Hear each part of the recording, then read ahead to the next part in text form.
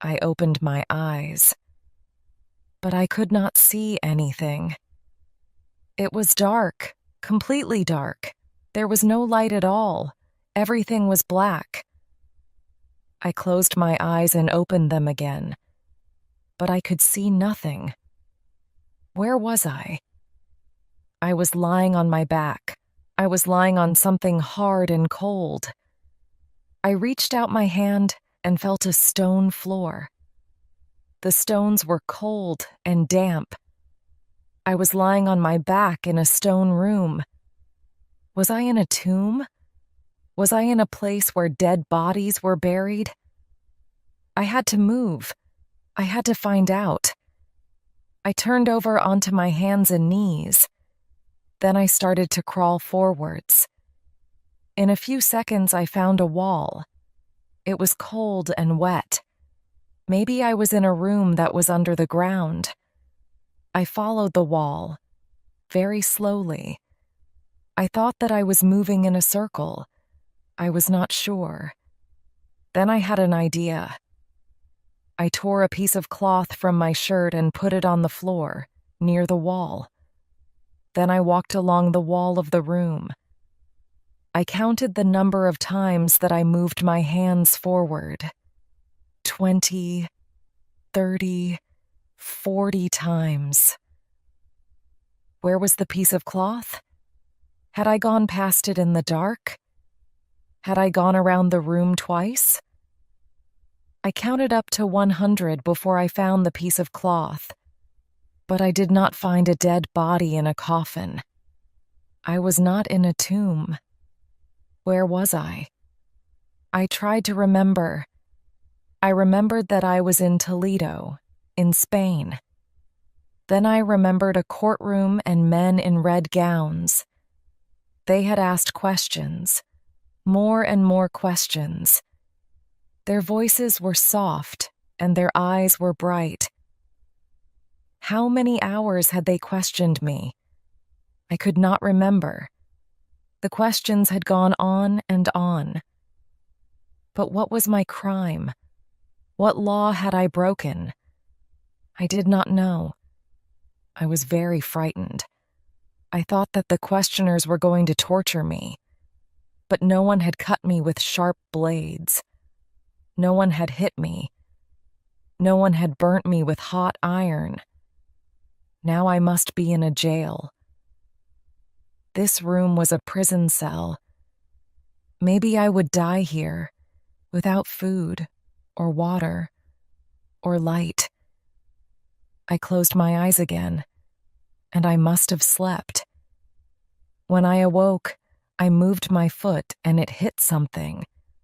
I touched a loaf of bread and a pitcher of water.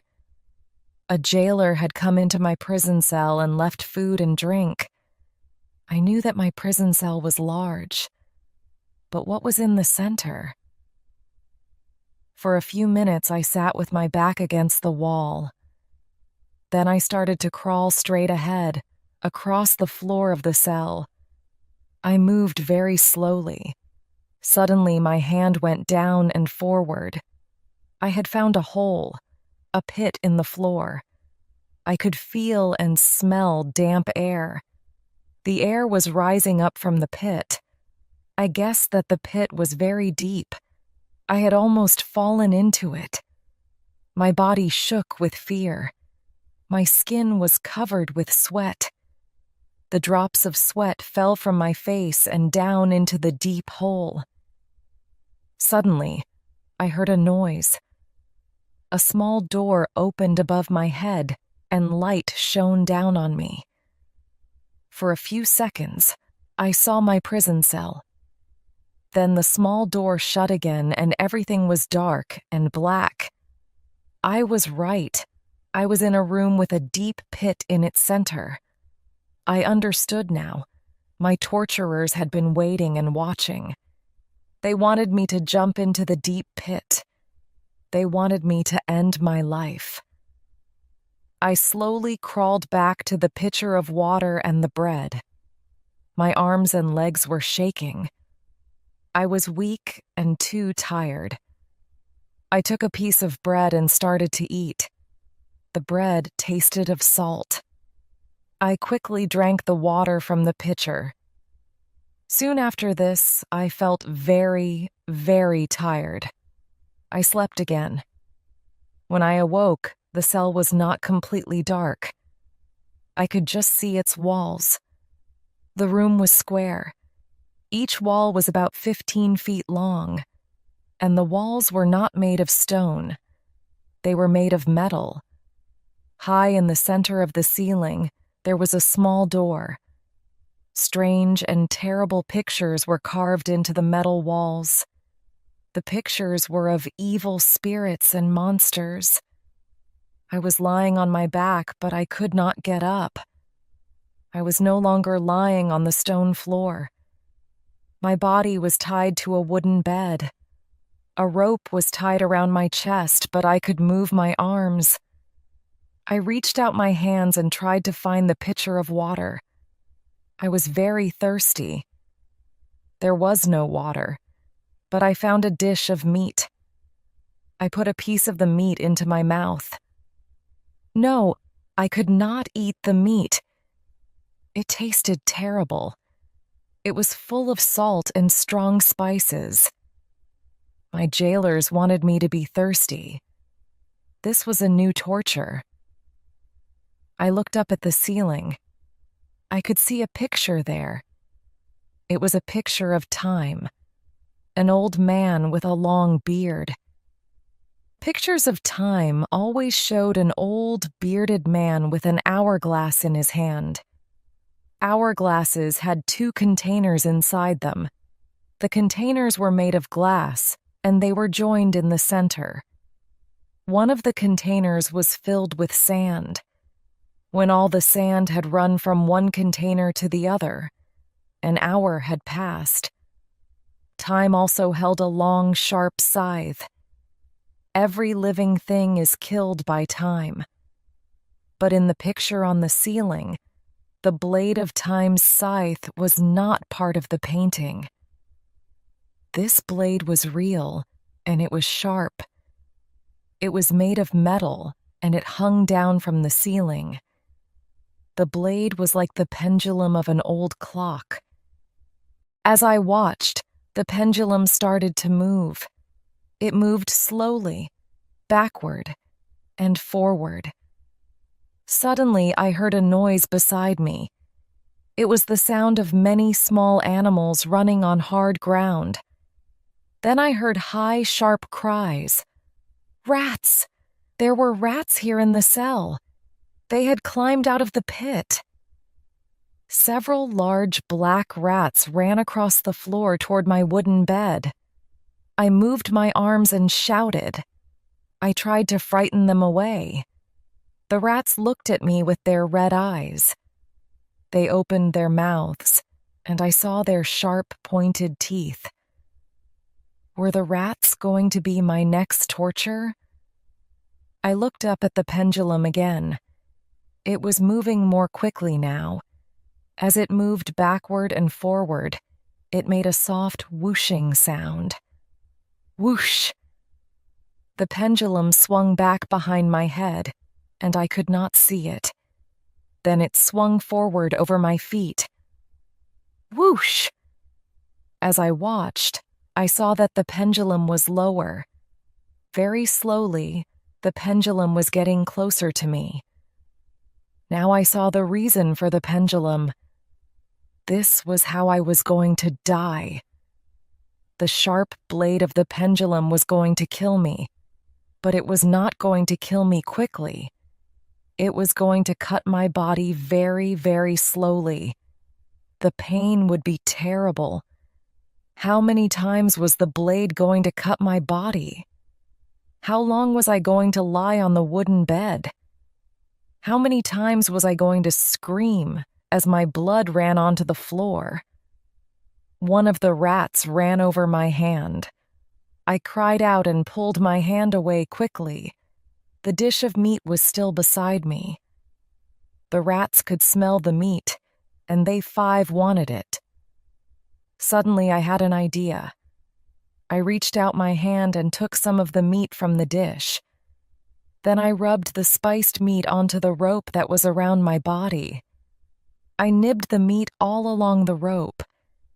Then I lifted my hands above my head and lay still. At first, the rats were frightened of me. They did not come too close. Then one of them jumped onto my chest. I did not move. I felt the rat's sharp little feet on my body. I saw its red eyes and sharp teeth. I tried not to scream.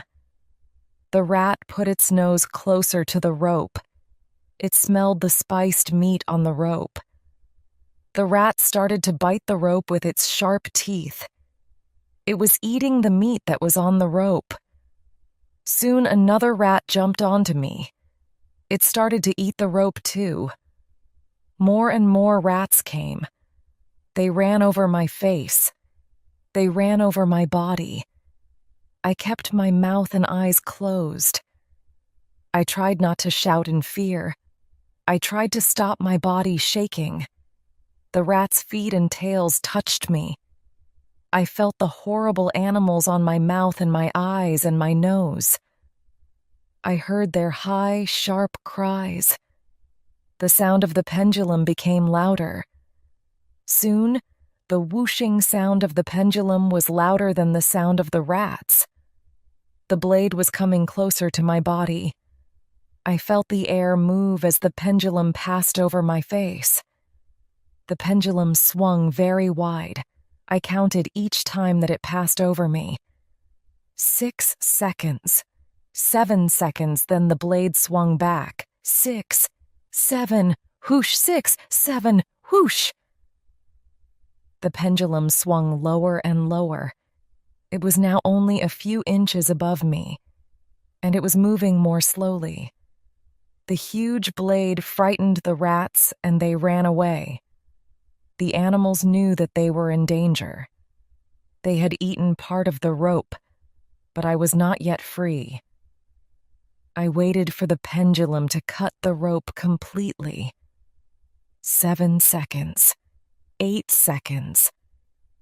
The pendulum whooshed above my body from head to foot, and then from foot to head. 7, 8, whoosh. It was very close to me now. I tried to make my body lower on the bed.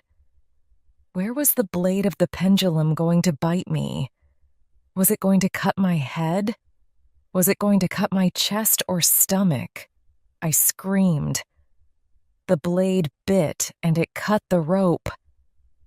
The pendulum swung toward my feet. Suddenly I was free. I jumped from the wooden bed and lay on the floor. Sweat was pouring from my skin. I was breathing quickly. The pendulum whooshed past one more time, and then it stopped. The small door in the ceiling was open. My torturers were watching. They had seen me escape from the blade. Suddenly the pendulum moved up into the ceiling, and it was still. I was not safe for long. A little later, I smelt something. It was not the smell of rats, and it was not the smell from the deep, dark pit. It was the smell of hot iron. The metal walls of the cell were becoming hot. I moved closer to the pit. It was cooler here. This was my torturers' plan. They were heating the walls. When the cell became too hot, I must jump into the pit. The pit was cool and damp. But the cell walls were not only hot, they were also moving. The hot metal walls were moving toward me. The pictures of the evil spirits and monsters were now red. They were getting hotter. I was going to burn on the walls, or I was going to fall into the pit. I had very little time. I stood on the edge of the pit and I closed my eyes. The walls were hot and the floor was hot. The air was hot. I felt the terrible heat on the skin of my face and hands. I was ready to fall. this was the end. I was going to die in this terrible place. Suddenly, I heard voices. People were shouting. I heard the sounds of guns. People were fighting. Then I heard another sound. The walls were moving again. What was happening now? I was weak and tired. My arms and legs were shaking. The walls were moving back, but it was too late. My clothes were starting to burn. I was about to fall. I was already falling. Then someone held my arm and pulled me back. As I turned my head, I saw the person who was holding me. It was a soldier who was wearing the uniform of the French army. French soldiers had captured the city of Toledo. All the prisoners were free. I first met Mr. William Legrand many years ago. He lived on Sullivan's Island, near Charleston. The island is in the Atlantic Ocean, opposite the coast of South Carolina. Sullivan's Island is small. It is 3 miles long and 3/4 of a mile wide. A creek, a narrow area of sea, lies between the island and the mainland. There was only one large building on Sullivan's Island, Fort Moultrie. A group of soldiers lived in this large wooden building on the western side of the island. The soldiers in Fort Moultrie guarded the coast of South Carolina from our enemies. William Legrand had been very rich, but he lost all his money. His fine house and property in New Orleans was sold, and he left the state of Louisiana. Soon after this, he moved to Sullivan's Island. Legrand had no family. His parents were dead, and he had no brothers or sisters. He was not married, and he had no children. He lived with a servant named Jupiter. Legrand and Jupiter lived in a small wooden house by the edge of the sea. They caught fish and birds for food. Charleston was not far, but they did not often go there. I lived in Charleston, and sometimes I visited Legrand. I crossed the creek to the island in a small boat. William Legrand was an interesting man who had a good education, but he was also a strange man. Legrand enjoyed living in this quiet place because he did not like meeting people. Often he did not speak for several days. Sometimes he became excited and talked for many hours. When I visited Sullivan's Island, Legrand and I talked about many things. We talked about books that he had 10 read. He talked about the animals, birds, and insects near his home. He drew pictures of the creatures that he saw on the island. One day in the month of October, I went to visit Legrand. But when I got to his home, no one was there. It was a cold day, so I went into Legrand's little wooden house. Then I lit a fire and waited for him. Legrand and Jupiter returned late in the afternoon. They had been walking by the edge of the sea, and they had found an unusual bug. Legrand was very excited by this insect. "It has strange patterns on its back," he said. "Can I see it?" I asked. "No, I'm sorry," replied Legrand. "You can't see it tonight? I showed it to Lieutenant Gray this afternoon. He is interested in all kinds of insects. He has taken the bug to the fort. He has a book about insects, but I don't think that he will find any information about this bug in his book." "What is unusual about the bug?" I asked. "I'll draw a picture of it," said Legrand. He took a pen from his pocket and looked for a piece of paper, but he could not find any pieces of paper in his desk. "Oh, I remember," he said. He put his hand in another pocket of his coat and found a piece of paper. Then he drew a picture of the bug very carefully. The picture showed a beetle with a round body and 6 legs. On its back, there were 3 strange marks. "You draw well," I said. "That is a scarab, I'm sure. Scarabs have round bodies that are covered in hard shells. Thousands of years ago, the people of Egypt believed that scarabs had magical powers."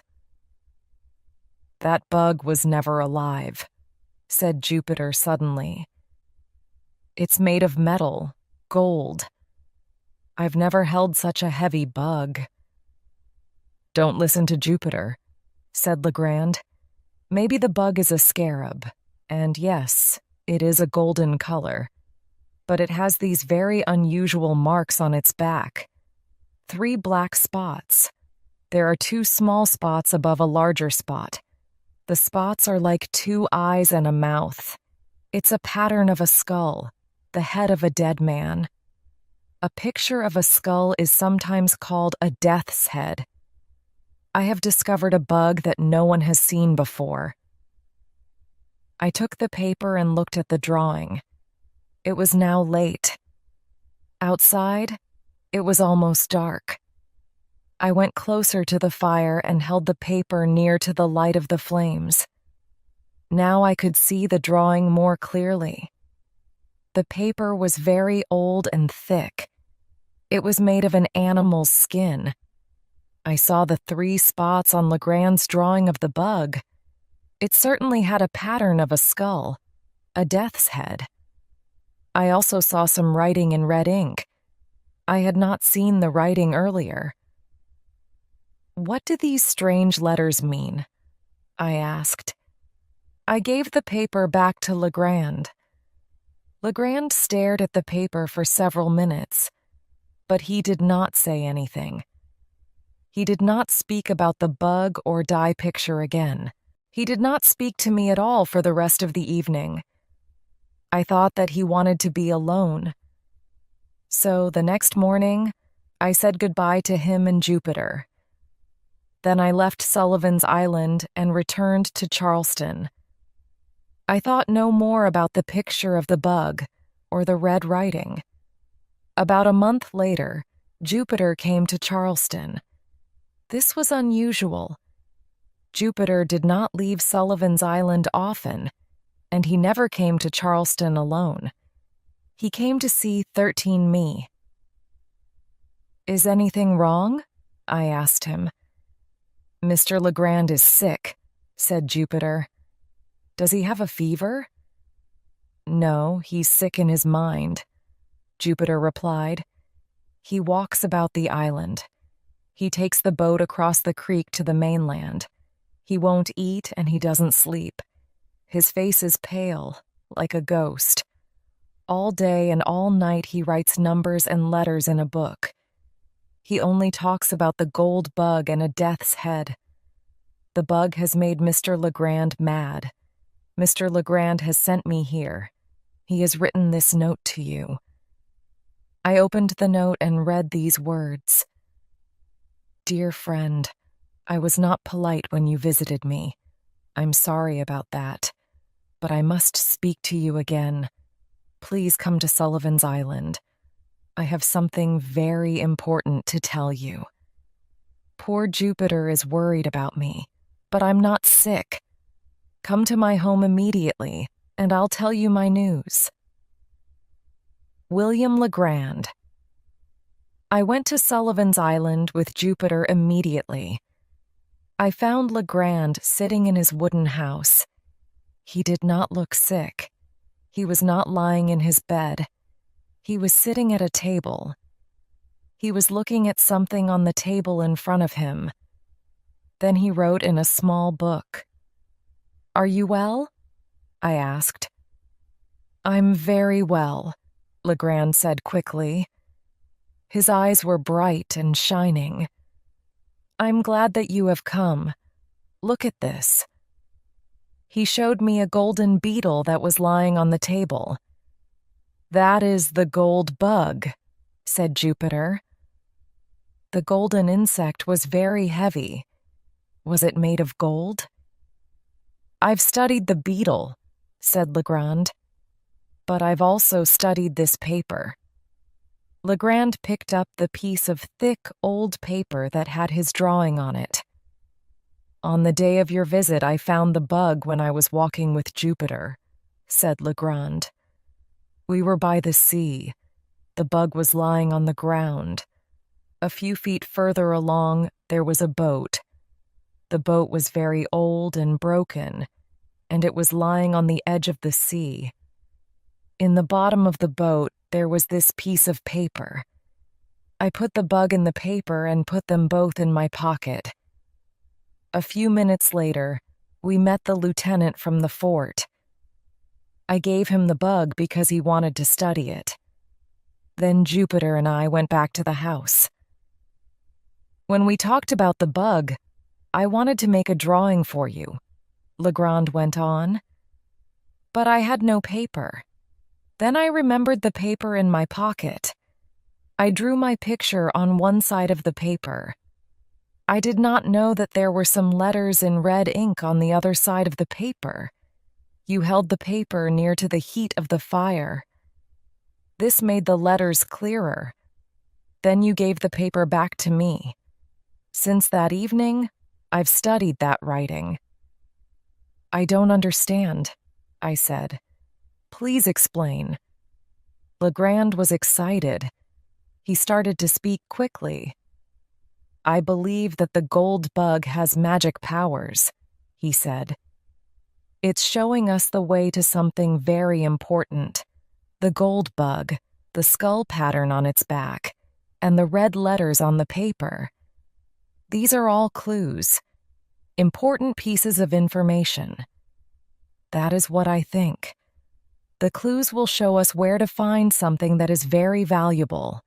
Come with me and Jupiter. Where are we going? I asked. But Legrand did not answer.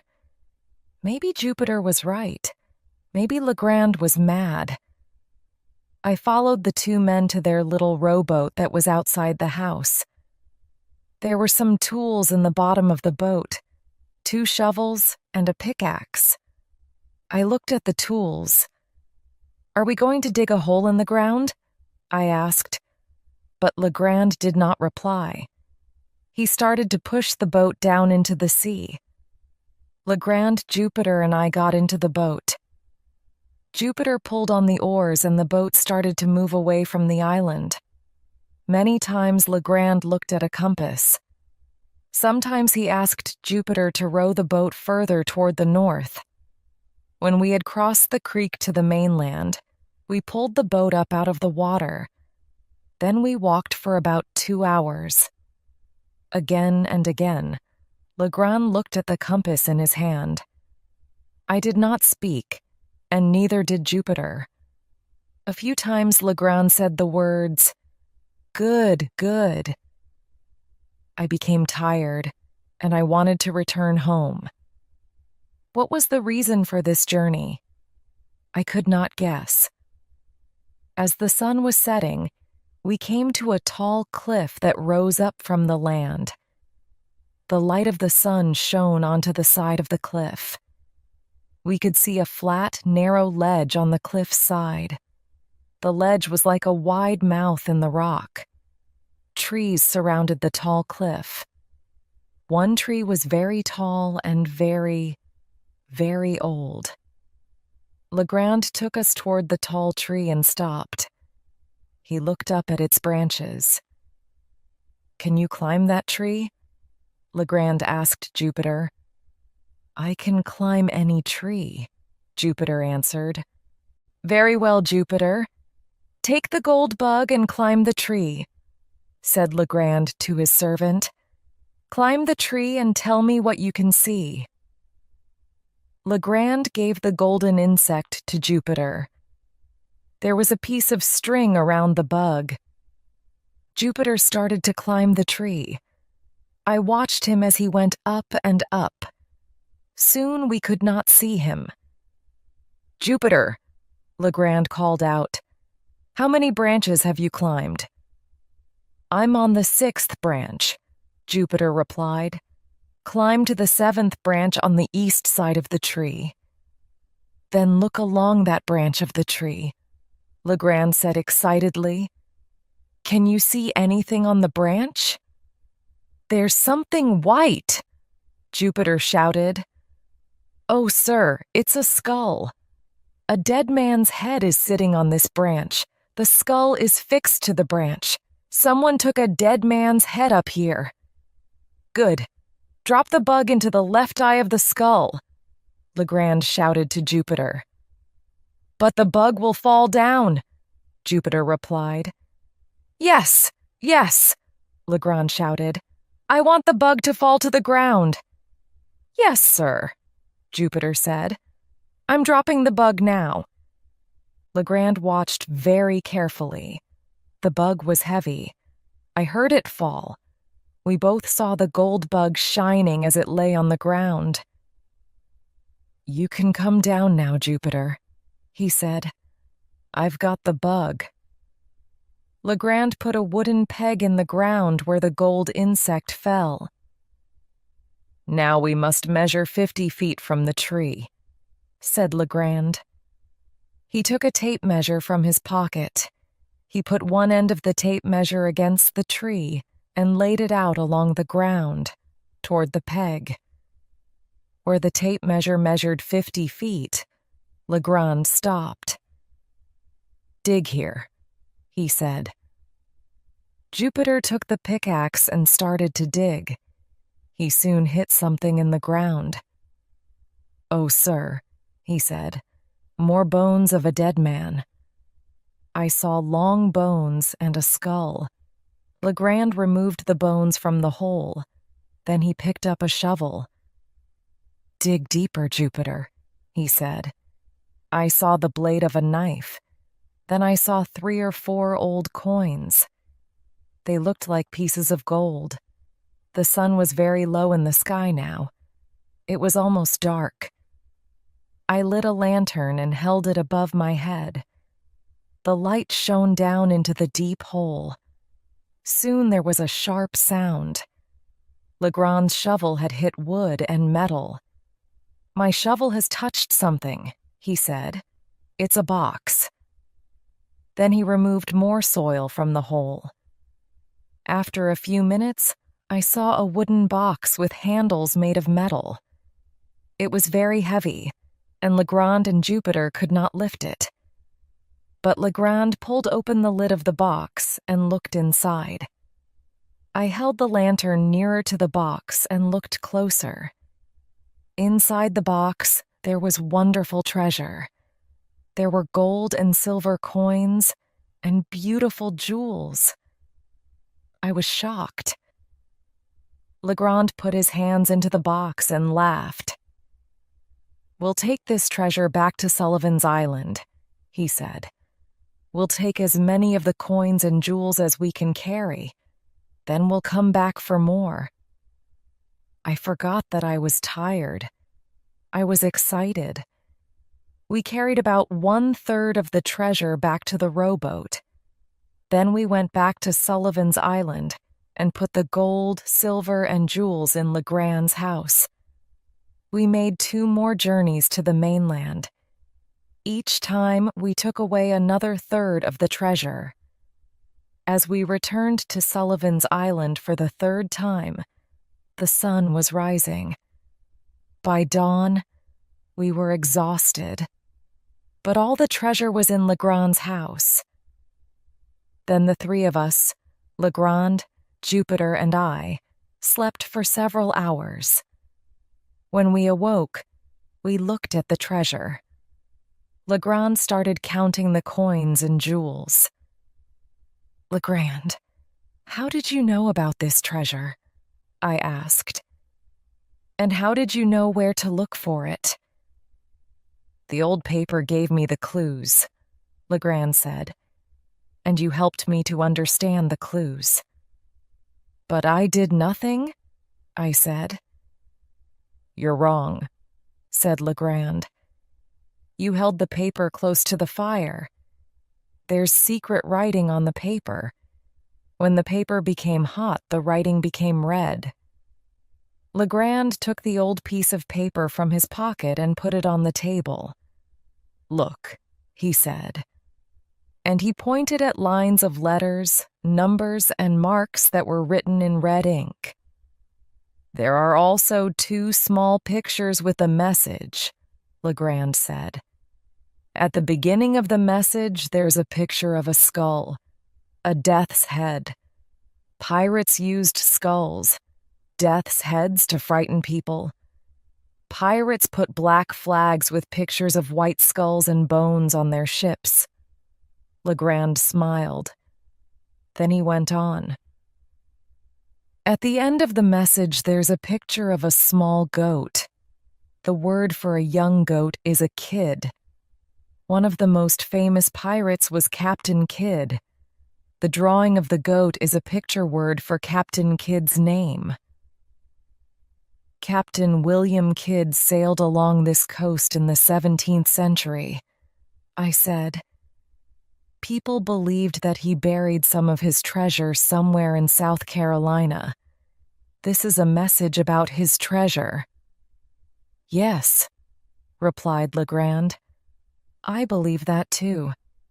After I'd seen those pictures, I looked more closely at the message. I worked for a very long time. E is the most common letter in the English language," said Legrand. "E is used most frequently in the spelling of English words. The next letter that is used most frequently is A. After that, the most frequent letter is O, then I. The order of frequency is this: AOI to nurse to IC, FGLMMWBKPPQXZJV. The number 8 appears 41 times in this message. I decided that the number 8 must be the letter E. After many hours, I discovered the code for these letters. This is the code." Legrand showed me the code that he had written. ABCDEFGHIJKL52 plus 813460MNOPQRSTUVWXYZ9 plus DG. "Peek out, at last I understood the message," he said. This is what it said. Legrand took a paper from his desk and put it in front of me. I read these words: "Use a good glass in the Bishop's Hotel on the Devil's Seat. 41 degrees and 13 minutes northeast by north to see Big Tree. 7th branch east side, drop a line from the left eye of the Death's Head. Then measure a line on the ground. 50 feet out from the tree." "Where are the Bishop's Hotel and the Devil's Seat?" I asked. "I've never heard of these places." "More than 140 years ago, a man named Bishop lived in this area," said Legrand. "Mr. Bishop had a hotel, an inn, on the top of a tall cliff. People went to the inn to drink. On the cliff, near Bishop's Inn, there was a ledge in the rock," Legrand said. "The ledge was called the Devil's Seat. Some people believed that the pirate, Captain William Kidd, visited the inn.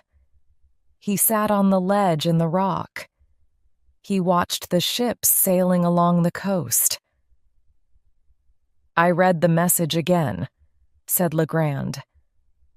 I looked at the words. "Use a good glass. You drink from a glass. But there is another meaning. Glass is an old word for a telescope. Sailors used telescopes to see things that were far away." "Did you find Bishop's Hotel and the Devil's Seat?" I asked quickly. "Yes," Legrand replied. "I found the tall cliff and the ledge, the Devil's Seat. Bishop's Inn disappeared a long time ago. I sat down on the ledge and I looked through a telescope. I looked towards the northeast. Then I saw a tall tree. There was something white on one of the branches. I became very excited. Soon after this, I returned to Sullivan's Island, and I wrote you a note. The bodies with the treasure, I said suddenly. The skull and the bones in the ground. Do you think that they were the bodies of pirates? Yes, Legrand said. I think that those bodies must be two pirates from Kid's ship. Kid killed them when he buried his treasure near the tree. Now we must decide how to spend his money. We are all rich. The facts in the case of Mr. Valdemar. I am a scientist and I am a hypnotist. I am interested in hypnotism. Hypnotism helps sick people as they sleep. That is what I believe. Some patients have an illness in their bodies.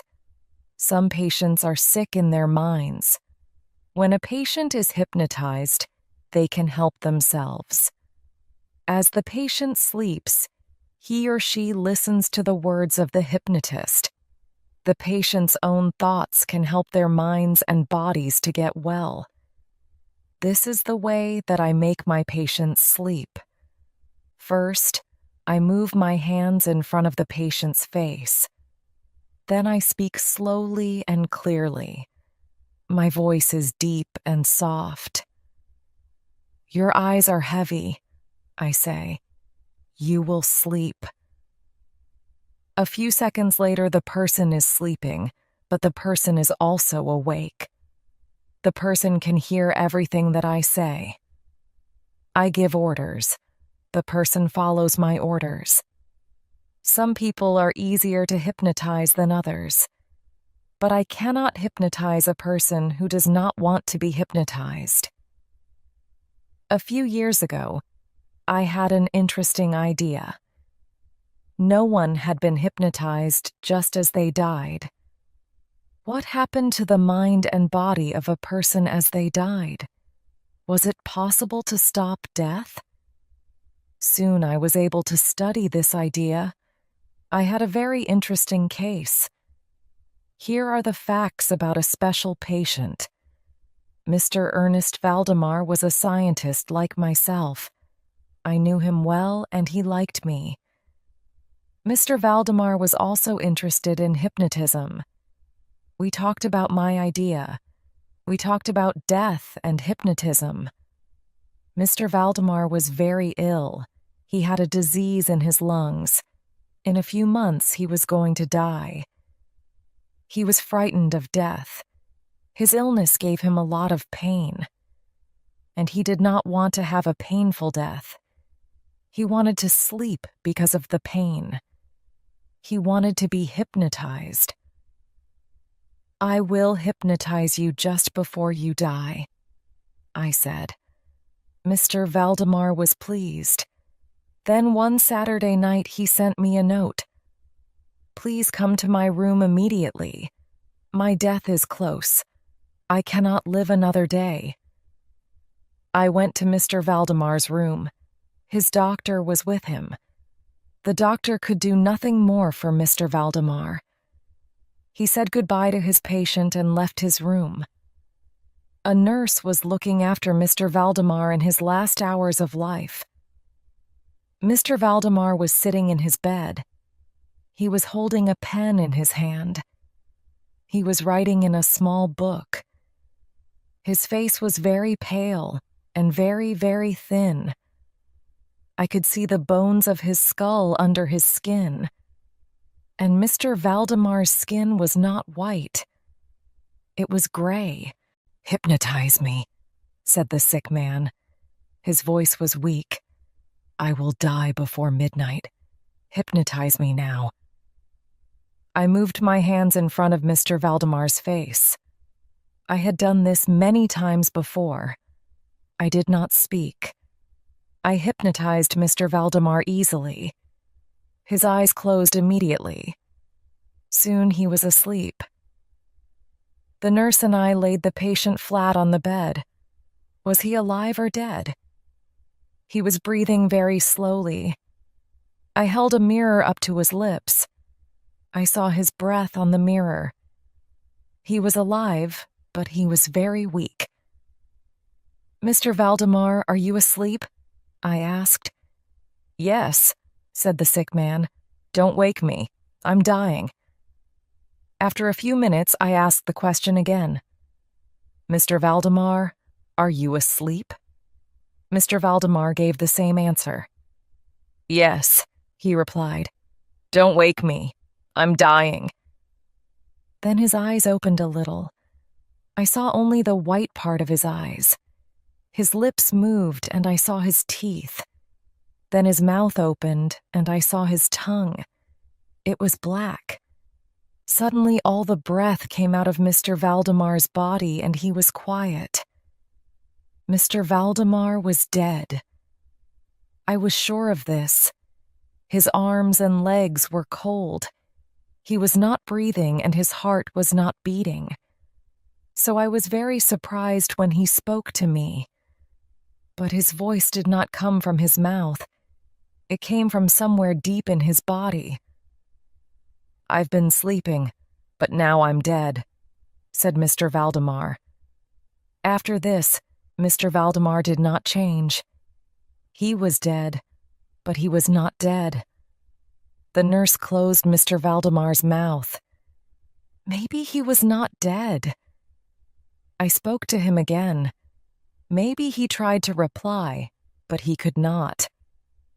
The next morning, Mr. Valdemar's doctor returned. The doctor looked at Mr. Valdemar, but he did not sign a death certificate. I can't sign the official document, he said. I don't think that the patient is dead. You mustn't put him in a coffin. You mustn't bury him in a tomb. Wait another day. The doctor came back the next day, and the day after that. Mr. Valdemar lay on the bed. His body did not move. He did not breathe. He did not speak. He lay like a dead man. It was the sleep of death. But his body did not change. Mr. Valdemar was not dead. Tell me when his body changes, said the doctor. Soon his skin and flesh will become black and bad. Then you'll know Mr. Valdemar is dead. I will sign a death certificate when you tell me this. How long did we wait by Mr. Valdemar's body? You will not believe me. Mr. Valdemar lay on the bed for 7 months. His body never became black and bad. It never changed. At the end of 7 months, I made a decision. I was going to end the hypnotism. I was going to wake Mr. Valdemar. This sleep of death was wrong. I moved my hands in front of Mr. Valdemar's face. I spoke in a loud and clear voice. You will wake up, I said. Did Mr. Valdemar's eyes move? Was he trying to open his eyes? A yellow liquid came out of his ears. Mr. Valdemar, I said, how do you feel? Can you speak? Did the patient move? Did he move his hands? I was not sure, but I was sure about his voice. I heard a voice that came from deep inside his body. Quickly, make me sleep or wake me up. Quickly, I tell you that I am dead. More yellow liquid came from Mr. Valdemar's body. Then there was a terrible smell. I stepped back from the bed. Then Mr. Valdemar's body started to disappear. It was like black ice in hot sunlight. His body became liquid, yellow liquid that smelt terrible. Soon there was nothing left of Mr. Valdemar's skin or body. There was only a pool of yellow liquid and some bones. The Fall of the House of Usher. It was late autumn. The weather was wet and the wind had blown all the leaves from the trees. I was riding my horse across the wet, empty land. I was traveling alone. I was going toward a dark and strange house, the House of Usher. Why had I come to this lonely place? I knew Roderick Usher, the owner of the house. We were old friends, but we had not met for many years. A few weeks ago, I had received a letter from Roderick. I am ill, very ill. Please come and visit me. I am going mad. I want your help. We have been friends since we were boys. Please come. Roderick Usher. I had been riding all day and it was now late. The pale sun was low in the sky when I arrived at the house of Usher. A large lake of black water surrounded the house. I stopped by the lake and looked at the house. Roderick Usher's house was a large black building. Its many windows were like empty eyes. Suddenly, I felt cold and a little afraid. In front of me, a narrow road went across a bridge toward the house. I walked my horse along the narrow road until I reached the walls of the house. I knocked on the front door and a servant opened it. He took my horse to a stable. Then he led me inside the house. We climbed many stairs to his master's room. Lamps burned along the walls, but they gave little light. The long corridors and stairways were full of dark shadows. The servant opened a big wooden door, and I looked inside a large room. At first, I did not recognize the man who was lying on a sofa. Then I saw that it was Roderick Usher. My friend had changed. He looked pale and ill. We were the same age, but he looked much older than me. His hair was silver gray and as soft as the web of a spider. I thought that Roderick was asleep because his eyes were closed. But as I entered the room, he sat up. Then he opened his eyes. They shone strangely in the weak light from the lamps. I walked toward him. "Welcome, my oldest and dearest friend," he said. But he did not shake my hand or come near me. "Please excuse me," he said. "I don't wish to be rude, but I'm ill. I can't touch another man's hand. Please, sit down. Rest a moment. A servant will take you to your room very soon. Then we shall have dinner and talk." "I'm glad that you have come," he went on. "I have no one to talk to. My sister lives with me, but she is sick." At that moment, a woman walked into the room. She was very pale and her eyes shone strangely. She wore a black dress with a high collar. The collar covered her long neck. She did not look toward me and she did not speak. Roderick Usher spoke to her. "Madeline," he said. "Madeline, this is my old friend." Madeline did not reply. She crossed the room slowly. Then she turned and went through a doorway.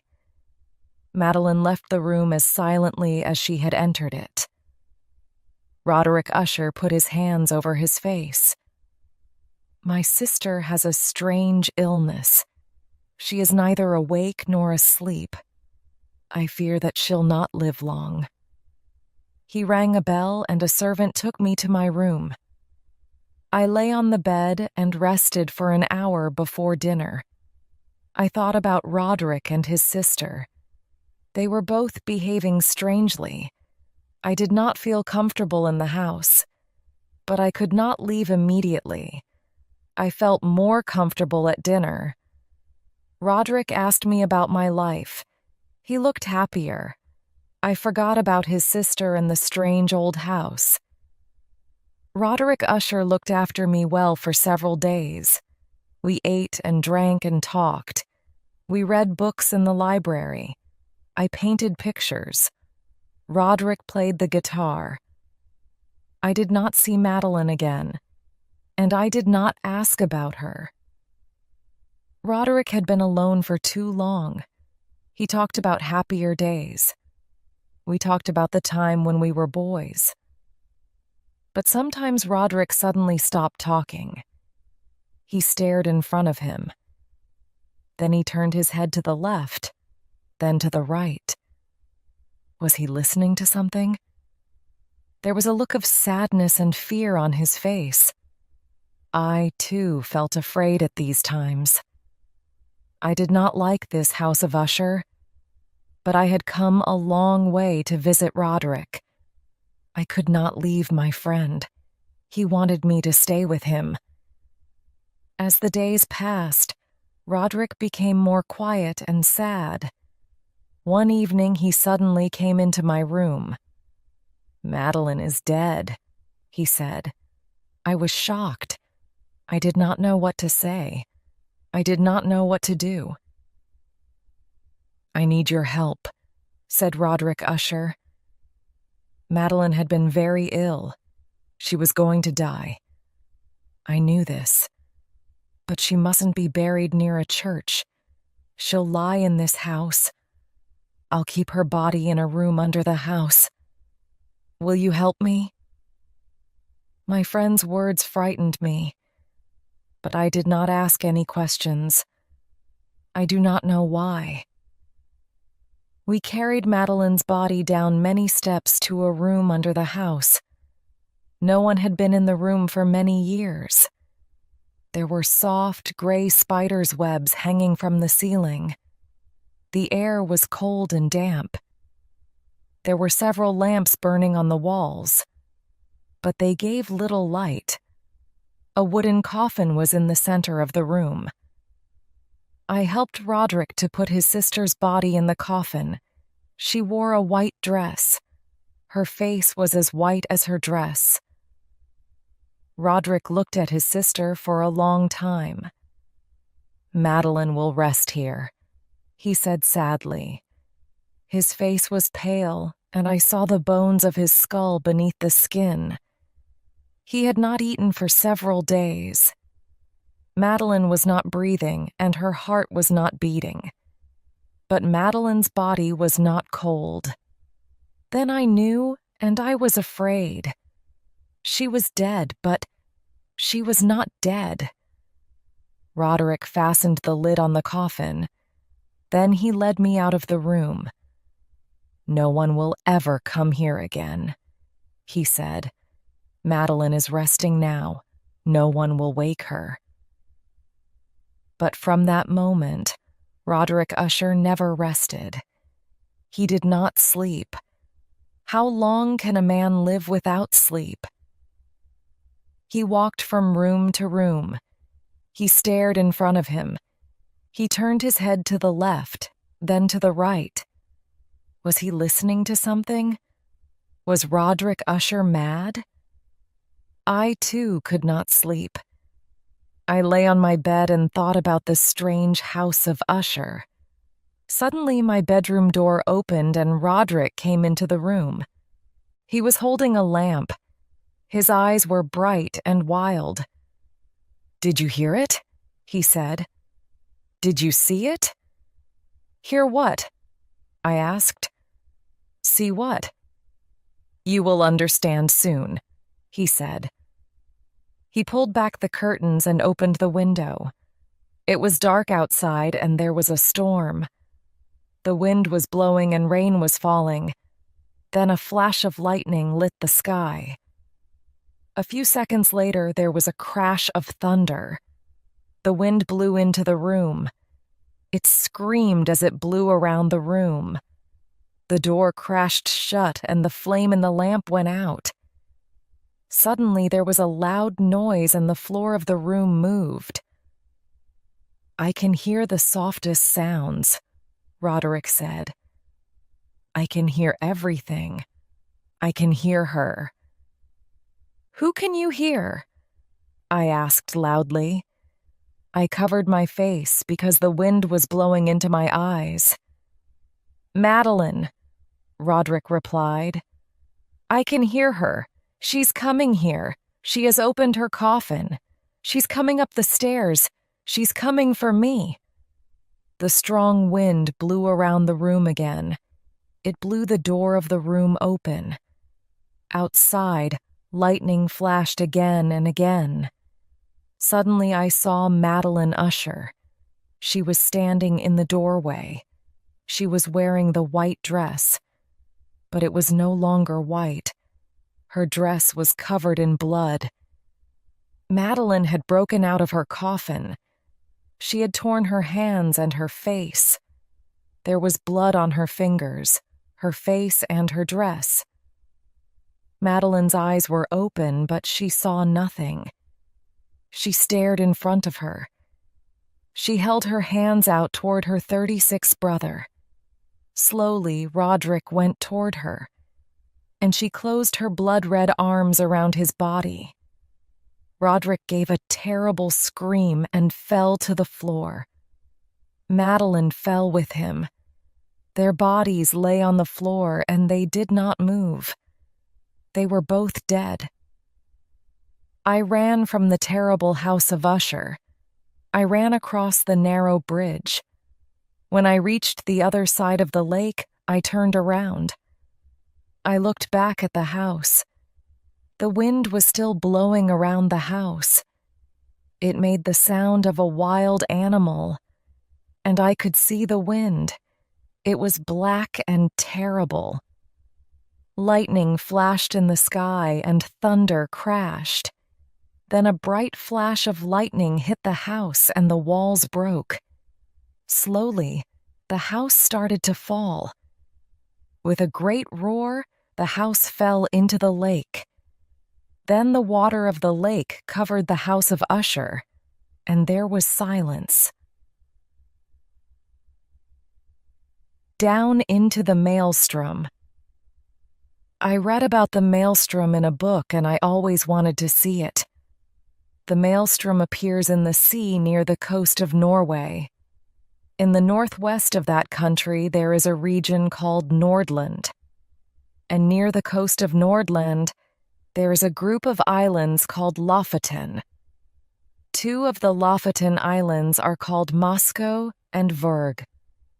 Between Moscow and Vurg, there is a narrow place where the sea turns and races in a great circle. This is the maelstrom, a whirlpool. In the maelstrom, the sea rises up and then falls. As the sea falls, it turns in a circle. It turns faster and faster. It is the same as water going down into a huge pipe. The maelstrom is very dangerous for boats and ships. It pulls them down into the sea. Many ships have sunk, and many men have died in the dangerous water. I wanted to see the great whirlpool, so I went to Norway.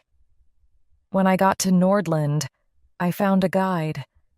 I paid this man to show me the maelstrom. He took me to the top of a cliff early one morning. "This is the best time to see the whirlpool," he said. We came to the edge of the cliff and looked down. The sea was more than 1,000 feet below us. I stepped back from the edge quickly. I felt ill and afraid. I wanted to sit down. The wind was blowing very strongly, and the waves of the sea crashed against the rocks below us. I thought that I was going to fall over the edge of the cliff. "We are on the side of a mountain called Helseggen the Cloudy," said my guide. He reached out his hand and pointed across the sea toward a group of islands. "Look, those are the Lofoten. Can you see the two smallest islands? They are Moscow and Vurg. No one lives there. Now listen and look at the sea between the islands." I looked at the two smallest islands. They were black rocks. No one could live on them. I listened and heard the sound of the wind. But then I heard another sound. It was a low sound. It sounded like hundreds of huge animals were calling and running together. I could hear the sound, and I could feel the sound. I could feel the low sound in my body.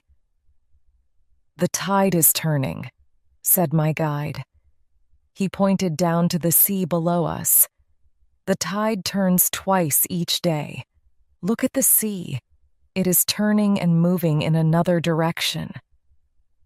I looked to where the man was pointing. The dark water far below us was as black as oil. I watched it moving slowly. It started to rise and turn, as if it were a pot of hot water on a fire. But the seawater was not hot. It was as cold as ice. The wind blew the tops of the waves. It made many tiny bubbles of air in the water. The tiny bubbles became white foam. Soon, more and more white foam appeared on the Black Sea. My guide pointed toward the islands of Moscow and Vurg again. "Watch the sea between the islands," he shouted. Then there was another change in the sea. The water became smoother, but it did not become calmer. The dark water started to move in a huge circle. It moved very quickly. It spun around and around. The edge of the circle was white with foam. It was amazing. Is that the great whirlpool? The maelstrom? I asked. Yes, said my guide. That is the terrible maelstrom. When fishermen sail toward this coast, they look for Moscow. They do not come closer than a mile. Do fishermen sail near these islands? I asked. I could not believe this. Yes, they do. I did. I was a fisherman once. There are a great many fish near Moscow. But isn't it too dangerous to fish here? I asked. Fishermen know when the tides rise and fall. There are 2 times in the day when it is safe. We go out when the sea is calm and smooth. Then we come back 12 hours later. And is fishing always safe at those times? Are boats and ships never lost? I asked. Many boats and ships are lost in the maelstrom, the man said. Fishermen make mistakes and their boats are pulled down. Sometimes larger ships are lost in the maelstrom when they come too close. The sea is calm one moment, and a storm can be blowing 5 minutes later. I looked at the maelstrom in amazement. I could not believe it. The whirlpool was moving faster and faster. As the whirlpool moved, the water in its center dropped down. There was now a hole, or pit, in the center of the whirlpool. Nothing can go into that hole and come out alive, I said. It is a huge, round mouth in the sea. That mouth will swallow everything that comes near it. It makes me afraid. That is true, said my guide. The maelstrom swallows ships and whales and men. But one man went into the maelstrom and came out alive. Surely that is impossible, I said. I looked at the round, black mouth in the sea. My body shook with fear. The white foam made me think of teeth, terrible teeth, and the noise of the wind and water. It was the noise of a monster eating rocks. How old do you think that I am? Asked my guide. He shouted these words. I shook my head. It was difficult to hear his voice. The noise of the maelstrom was now very loud. We moved back from the edge of the cliff. We went and sat behind some rocks. How old do you think that I am? The man asked again. I did not understand the reason for his question. His hair was white, and he had many lines on his face. He moved slowly. He must be an old man. Are you more than 60 years old? I asked. No, I am 40, said my guide. The maelstrom made me old. I'll tell you my story. It happened 3 years ago.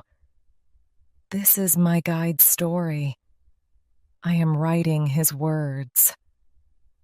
One day in the summer, my brothers and I went out in our fishing boat.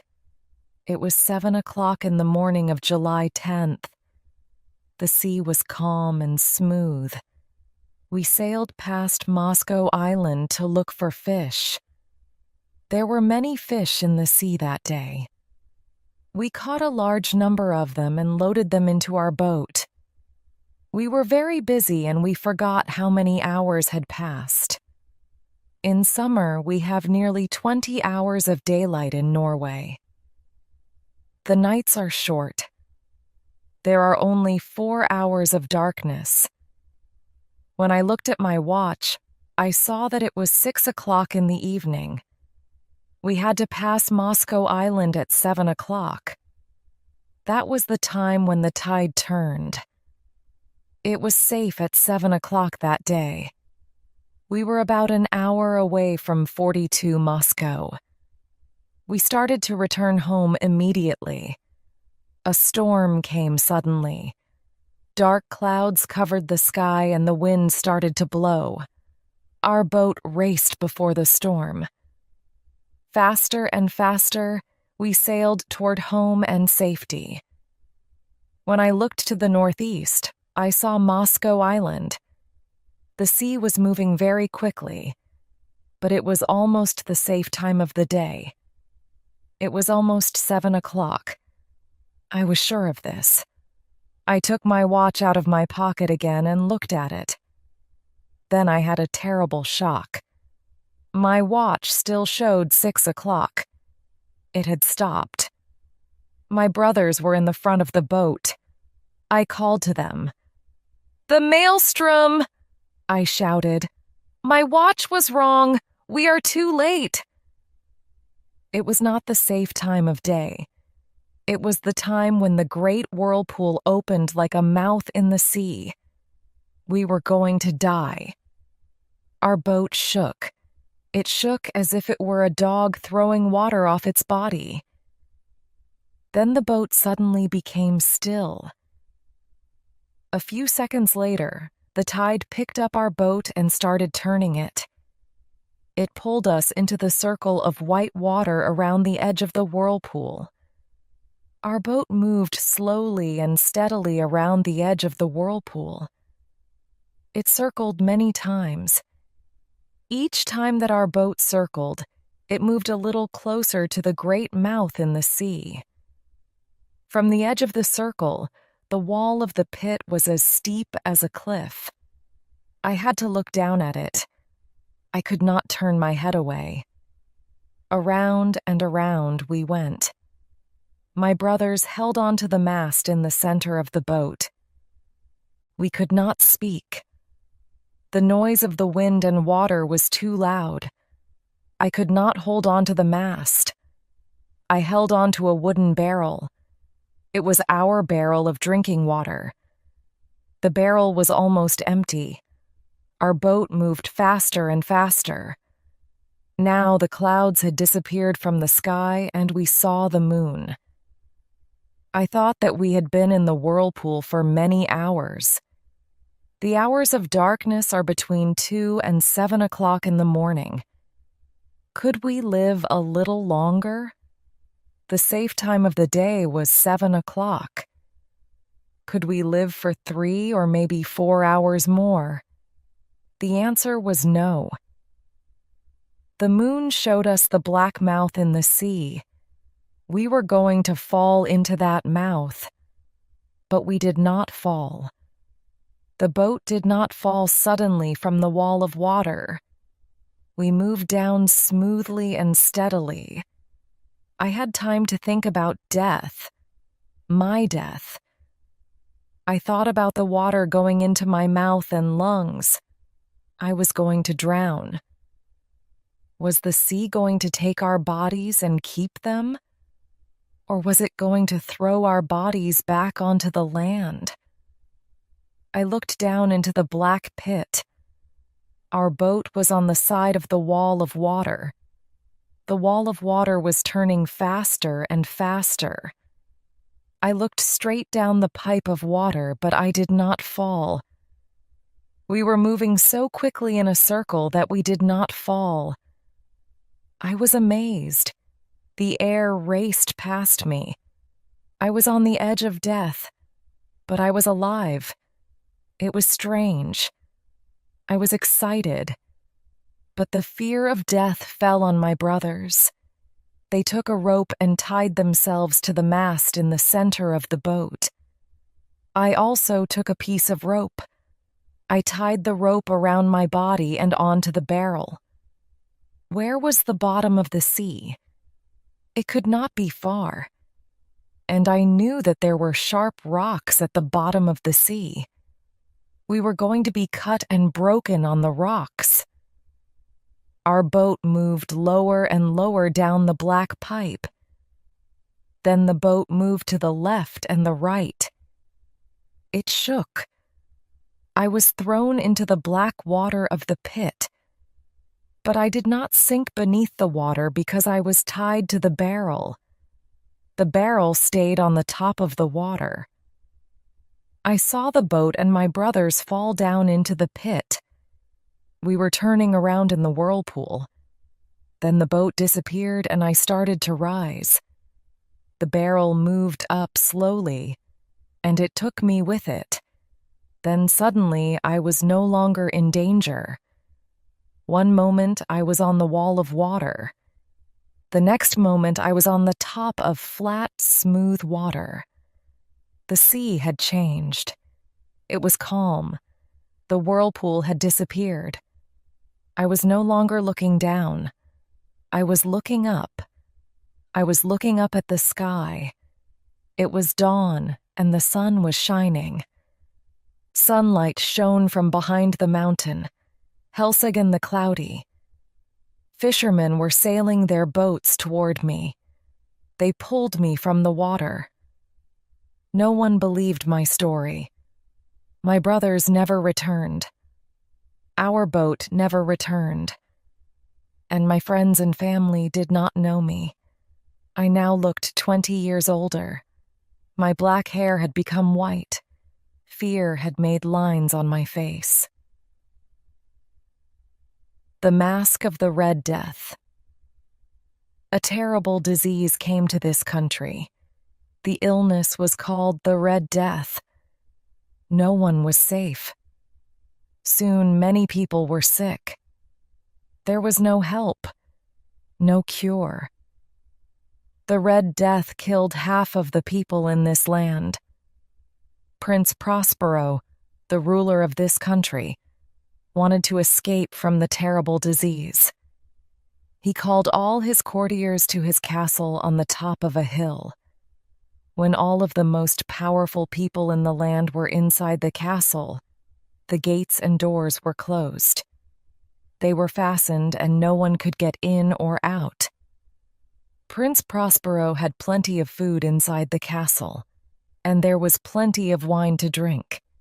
He did not think about the rest of the people in his land. Prince Prospero told his courtiers to enjoy themselves. "Forget about the Red Death," he said. "The disease is outside the castle walls. I don't want to think about the Red Death. I don't want to hear about the Red Death.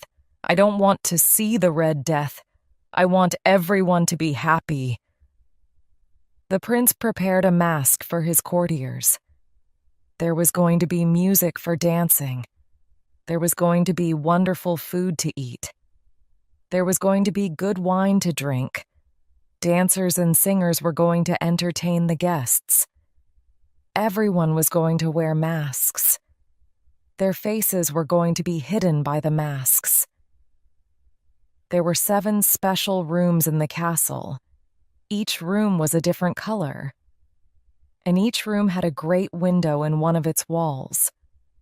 The glass in each of these windows was a different color. At night, a fire burned outside each window. The light of the flames shone 47 through the windows, and the rooms were lit with colored light.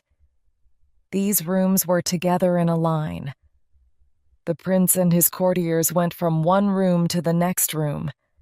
They sang and danced. They laughed. They ate and drank. The first room was blue, the color of the sky. The chairs and the carpet were blue. The furniture was blue. The glass in the window was blue. The second room was purple, the color of dark wine. The chairs and couches were covered with purple cloth. The window glass was purple. The third room was green, the color of leaves. It had green glass in its window. The fourth room was orange, the color of the sun at sunset. The fifth room was as white as snow. The sixth room was violet, the color at the edge of a rainbow. The seventh and last room was black as night. Black curtains hung on the walls. The carpets on the floor were black. But the window in this room was red, the color of blood. The light that came through the window was the color of blood. There was also a clock in the seventh room. It was a large old clock. Its pendulum swung backward and forward slowly. A bell in the clock rang every hour. The metal bell made a low noise.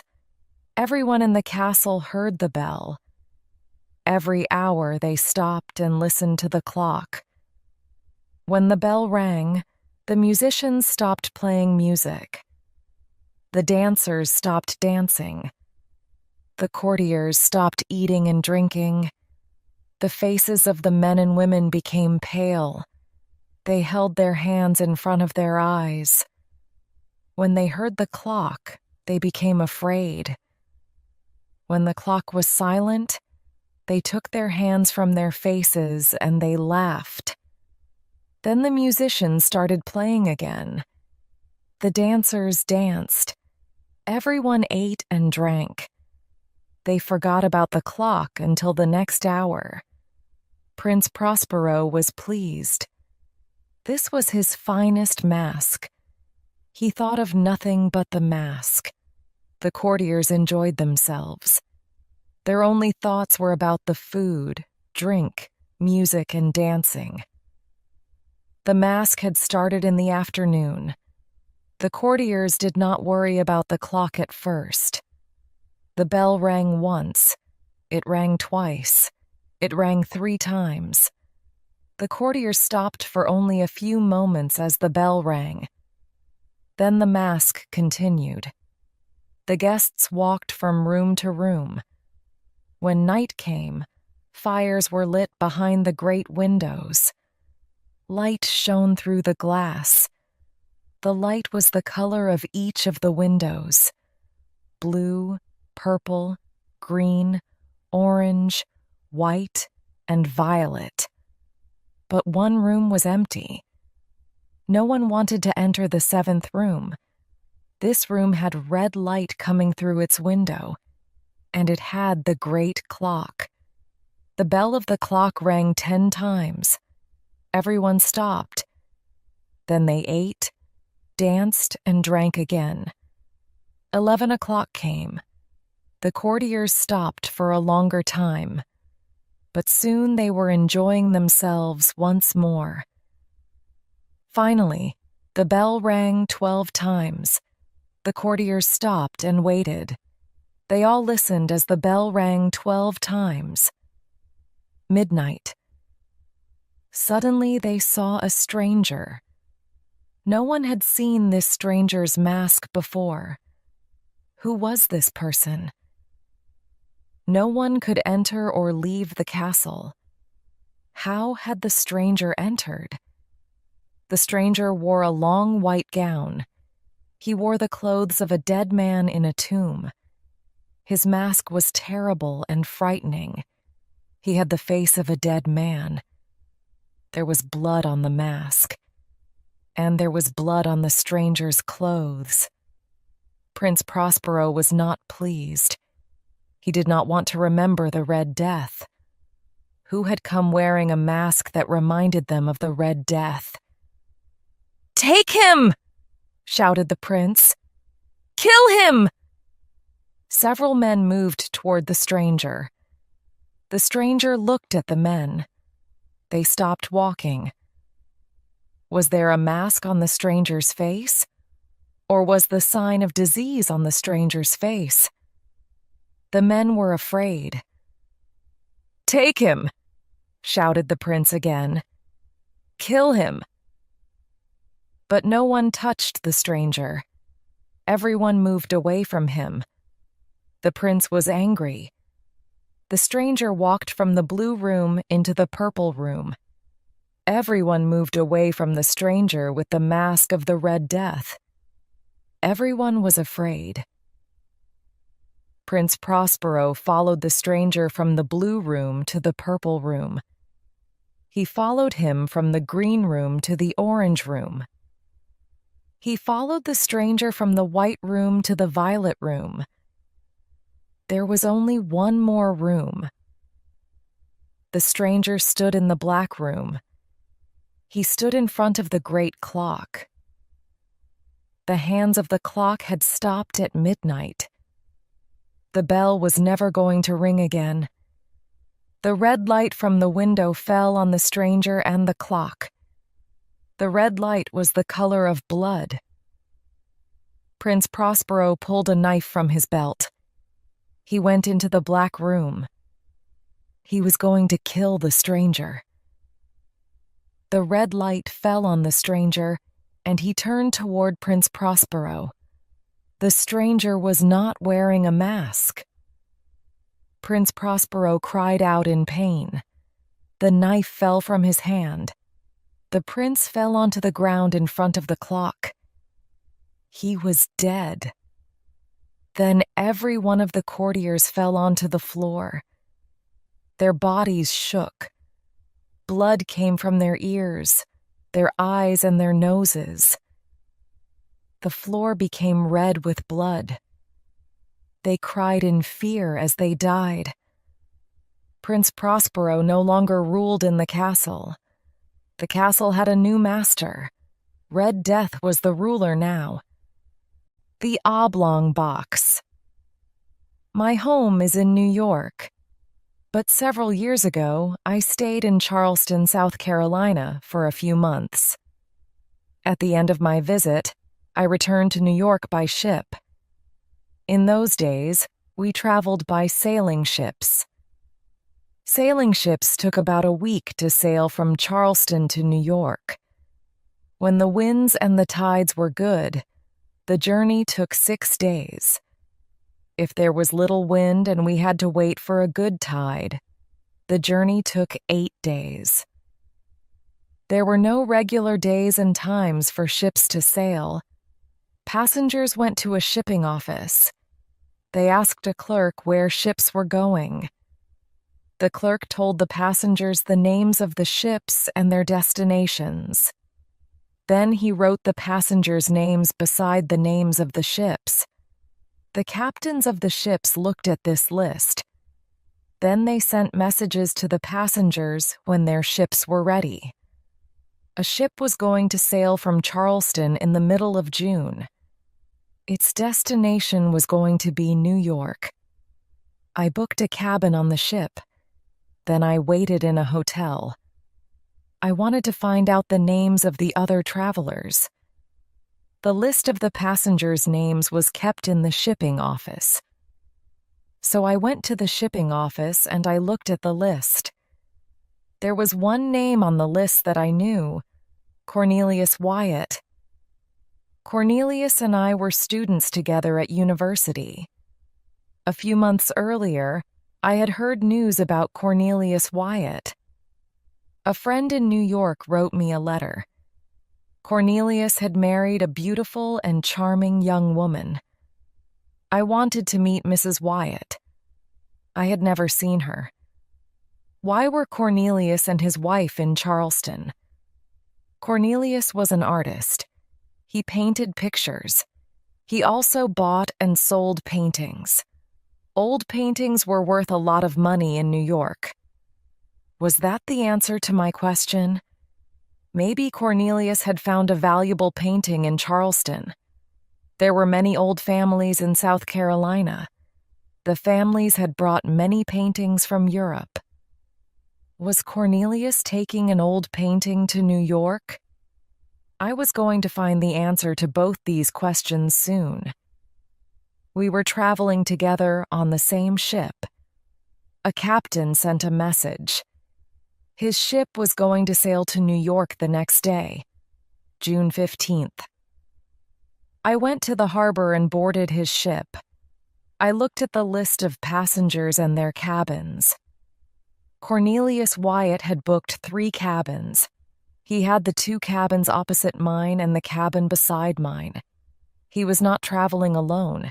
He had 3 ladies with him, his wife and his 2 sisters. The 2 sisters were in a cabin opposite my own cabin. I expected Cornelius and his wife to take the second cabin opposite mine. But who was going to be in the 3rd cabin? I was surprised when I met Mr. and Mrs. Wyatt at last. Cornelius looked ill, and he was not pleased to see me. "My friend, we have much to talk about," I said. "And is this your charming and beautiful wife?" The lady with Cornelius was wearing a veil. The thin material covered her face, and I could not see her clearly. But she said good morning to me politely. She spoke slowly. She had the accent of South Carolina. She did not speak with a New York accent. Cornelius did not speak to me. He took his wife into the cabin opposite mine and shut the door. Cornelius was very rude, I thought. But he is an artist. Artists can be very selfish. We will talk later. But who is staying in the 3rd cabin? Maybe a servant will be in the cabin beside me. 2 men brought a box onto the ship. It was an oblong box, about 6 feet long. The men took the box to Cornelius Wyatt's 3rd cabin, the cabin beside mine. They put the box down on the floor while they opened the door. The words, "Wyatt and New York," were written on the top of the box. I watched the 2 men carry the oblong box into the cabin. Then I heard the men talking. The walls of the cabin were thin, and I could hear their conversation. "It smells bad, doesn't it?" said one man. "Yes," said the other man. "What's in it, do you think?" The 2 men left the cabin and closed the door. I wanted to look at the strange box more carefully, but I could not do that. First, I must speak to Cornelius. There were paintings in the box. That is what I believed, but I wanted to see them. What had Cornelius found in Charleston? Maybe the paintings were secret and valuable. I saw Cornelius later in the evening. All the passengers were in the dining room eating dinner. I tried to speak to Cornelius, but he did not want to talk. He was rude to me. Also, he was not hungry. He ate nothing. Was he ill? "Well," I said, "we're old friends, but you're behaving badly." Cornelius said nothing. I was angry with him now. I wanted to be rude too. "Are you worried about the things in your box?" I asked. "I have guessed what is inside it, but I won't tell written on the top of the box. Anyone." I said the words. Then I wished that I had not said them. Suddenly, Cornelius Wyatt's face became very pale. His eyes were large and bright. Was he ill, or was he mad? Cornelius Wyatt suddenly fell to the floor and was still. He had fainted. The captain and 2 sailors helped Cornelius to his cabin.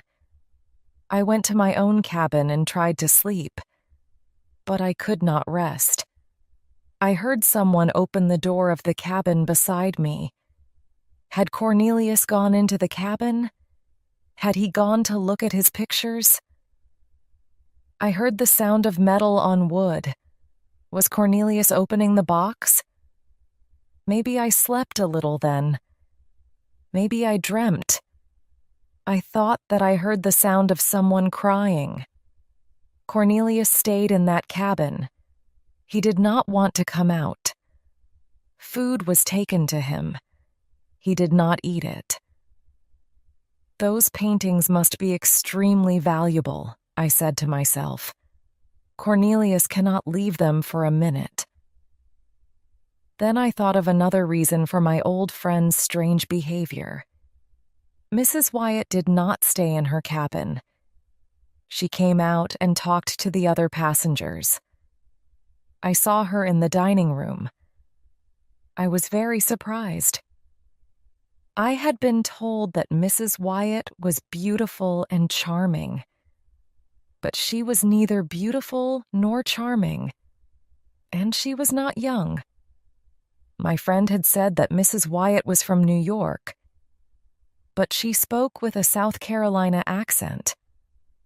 Was this the reason for my friend's strange behavior? Had Cornelius made a mistake? Had he married the wrong woman? Was he sad and upset about this? The door of the cabin was locked, and Cornelius did not come out. What was he going to do when we reached 58 New York? Then something happened, and I forgot Cornelius Wyatt's secrets. A few days after we left Charleston, there was a storm. The wind blew and the sea became rough. The waves grew taller and taller. It was a very bad storm. It blew the ship south, back toward Charleston. The wind was very strong. It blew all night. The ship moved from side to side. It almost turned over. The mast broke. The captain could not steer the ship, and it went toward the shore. The ship hit some of the sharp black rocks on the coastline, and it started to sink. Soon, seawater came along the corridors and into the cabins. "Leave the ship," the captain shouted to everyone. "Quickly, go to the small boats. Do not stop to take anything with you." I ran out of my cabin and I saw Mrs. Wyatt. I saw Cornelius Wyatt's two sisters. The sailors helped us to get into a rowboat. There were 15 of us in the boat. The captain was with us. It was daylight, but black clouds were in the sky. We could see land 2 miles away. The wind was blowing toward the land. We looked up at the ship. It was now low in the water. The ship was sinking. Soon it was going to be under the sea. Suddenly we saw Cornelius Wyatt. We had forgotten him. Cornelius was pulling the oblong box toward the side of the ship. He was pulling the box toward our rowboat. His eyes were wild. He was terribly frightened. "Mr. Wyatt!" shouted the captain. "Get into this boat now! The ship is sinking!" "I cannot leave my box," Cornelius replied. "I must get into the boat with my box." "No," shouted the captain. "We can only take you. You cannot bring your box. Quick, get into the boat. The ship is sinking." "I cannot leave my box," Cornelius shouted again. "Is your box more important than your life?" I shouted. Cornelius looked at me. I saw madness in his eyes. He hated me. He hated my question. "Yes! Yes! Yes!" Cornelius shouted. He lifted the box onto the side of the ship. As he pushed it over the side, he held onto it. The box and Cornelius fell into the sea. Both the man and the box went straight down into the water. Cornelius and the oblong box did not come up again. "Get the boat away from the side of the ship," shouted the captain. We pulled on the oars, and the rowboat moved away from the sinking ship. In a few minutes, the ship had sunk beneath the sea. The wind blew our rowboat to the shore. At last, we were safe. A month later, I met the captain again. We talked about the storm and our escape from the sinking ship. We talked about Cornelius and the oblong box. "It was a mistake to bring that box onto the ship," the captain said. "The box brought bad luck to the ship. I did not want to take the box." "What was in the box?" I asked. "The body of Mr. Wyatt's dead wife," the captain replied. "Mr. Wyatt's wife died suddenly on June 14th. She died in Charleston on the day before we sailed. Mr. Wyatt had to return to New York, and he wanted to take his dead wife's body with him. None of the other captains wanted to carry a dead body in their ships. Some people believe that it is bad luck to keep a dead person on a ship, but Mr. Wyatt asked me again and again. He became very upset. At last I agreed. He lied to the shipping clerk and the other passengers. He said that there were valuable paintings in the box." "So who was the Mrs. Wyatt that I met?" I asked him. "She was his servant," said the captain. "Some people believe that it is bad luck to keep a dead person on a ship. But Mr. Wyatt asked me again and again. He became very upset. At last I agreed. He lied to the shipping clerk and the other passengers. He said that there were valuable paintings in the box." "So who was the Mrs. Wyatt that I met?" I asked him. "She was his servant," said the captain. "Wyatt loved his beautiful wife very much. Only I knew the truth.